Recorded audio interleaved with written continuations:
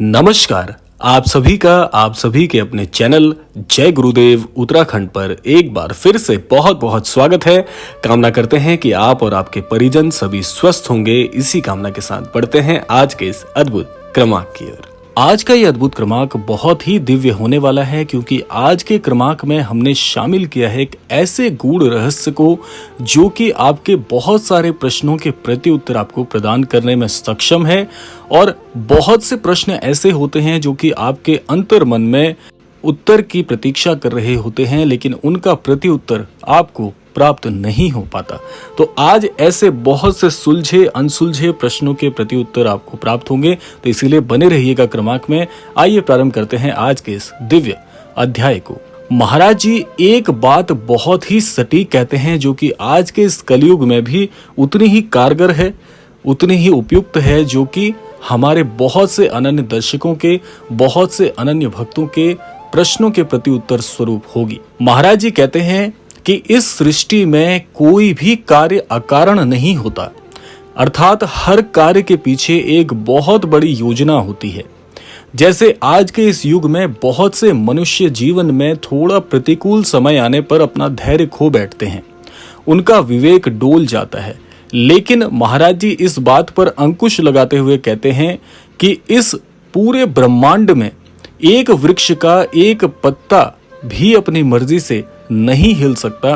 तो इतनी बड़ी सृष्टि का निर्माण जिसने किया है, इतने बड़े निर्माण की इतनी बड़ी योजना भला विफल कैसे हो सकती है। इसीलिए जब हमारे जीवन में प्रतिकूल समय आता है तो हम ईश्वर पर भी लांछन लगाने से बाज नहीं आते।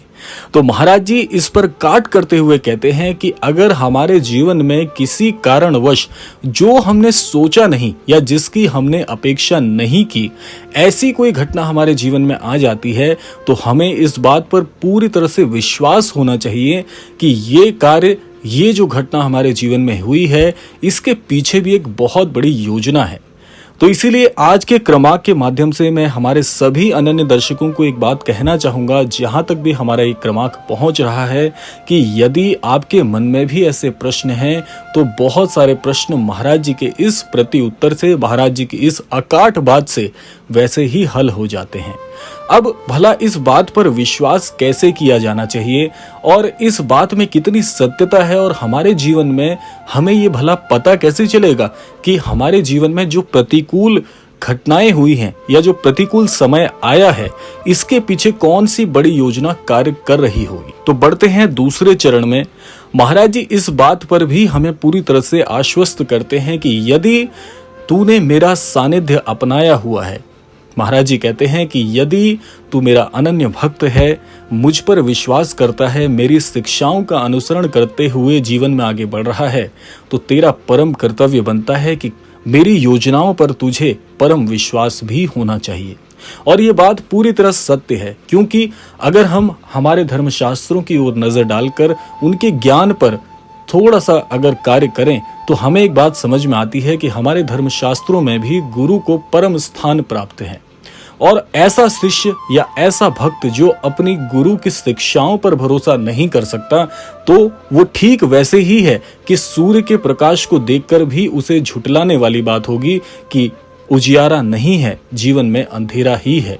अर्थात आपको प्रत्यक्ष प्रमाण मिलने के बावजूद भी यदि उस पर आप विश्वास नहीं कर पा रहे हैं, तो आप पूरी तरह से मूर्खतापूर्ण कार्य कर रहे हैं।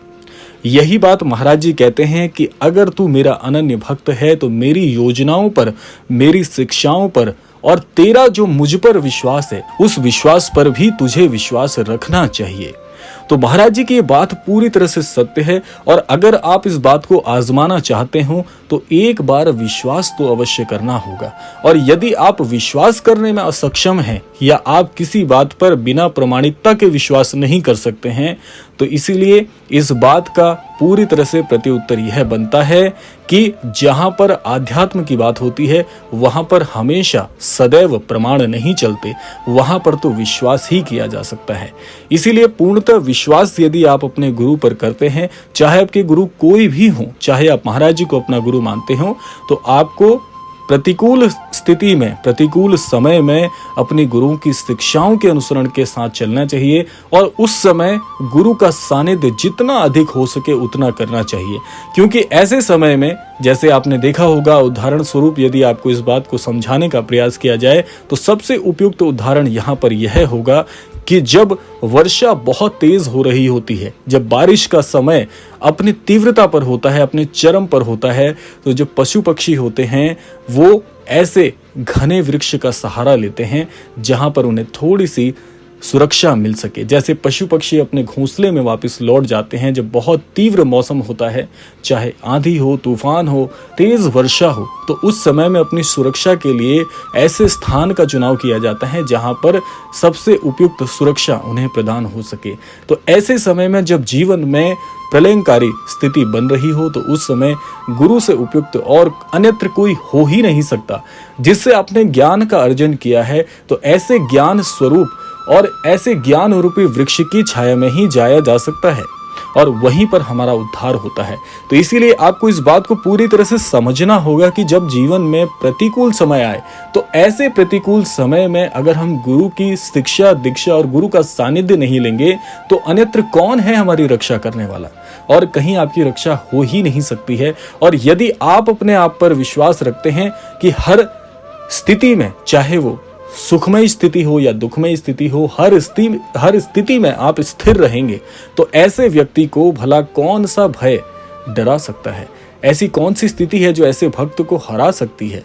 और ये सब कुछ भी, ये विश्वास भी, ये सुरक्षा का भाव भी गुरु के सानिध्य में जाने से ही मिलता है। क्योंकि गुरु के ज्ञान से ही जीवन का अंधकारमयी जो समय है उसे दूर किया जा सकता है। और महाराज जी कहते हैं कि अगर तू प्रामाणिकता पर इतना विश्वास करता है तो उसके लिए भी तुझे विश्वास ही करना पड़ेगा। विश्वास के अन्यत्र और कोई भाव हो ही नहीं सकता। और अगर आप ऐसी प्रवृत्ति के व्यक्ति हैं कि विश्वास करने में आपको असफलता हासिल होती है, बार बार असफल होते हैं और शीघ्रता से विश्वास नहीं कर सकते, अधैर्य आ जाता है मन में, तो उसके लिए सबसे शांतमय जो उपाय महाराज जी ने बताया है, जो सबसे शांतमय शिक्षा आपको महाराज जी की कारगर होगी, वो ये है कि केवल गुरु के नाम का जीवन में, अपने मन में स्मरण करें, गुरु की छवि का स्मरण करें, गुरु से हमेशा प्रार्थना करें कि हे महागुरु, मेरे जीवन में ये जो विपरीत स्थिति आई है, इस विपरीत स्थिति में भी मेरा मन स्थिर बना रहे, मेरे मन को व्याकुलता ना हो, किसी प्रकार की कोई स्थिति विहीन ना हो। ऐसे समय में मेरी रक्षा करना। और प्रार्थनाएं आपके जीवन में बहुत बहुत कार्य करती हैं। जब आप प्रार्थनाओं को पूरे हृदय से करते हैं तो हर प्रार्थना ईश्वर तक पहुंचती है, आपके सदगुरु तक पहुंचती है। और एक बार जो व्यक्ति अपने जीवन में सदगुरु को पुकार लगाता है, ऐसे व्यक्ति जीवन में कभी किसी प्रकार की स्थिति से हार ही नहीं सकते। क्योंकि आप एक ऐसे वृक्ष की छत्र छाया में हैं जहां पर किसी प्रकार का कोई भी कष्ट आपको डिगा नहीं सकता। और महाराज जी तो हैं ही कल्पतरु, जहां पर जिसके सानिध्य में जब आप जाएंगे तो आपका चारों दिशाओं में कल्याण ही होना है। कल्याण के अन्यत्र और कोई मार्ग नहीं है। और भला इस जीवन में कौन नहीं चाहेगा कि उसके जीवन में कल्याण हो। तो इसलिए महाराज जी की शिक्षाओं के अनुसरण के साथ जीवन में आगे बढ़िए। कभी भी आपकी हार, कभी भी आपकी पराजय किसी स्थिति में हो ही नहीं सकती। ये महाराज जी के आशीर्वाद और उनकी कृपा से ही सफल हो सकता है।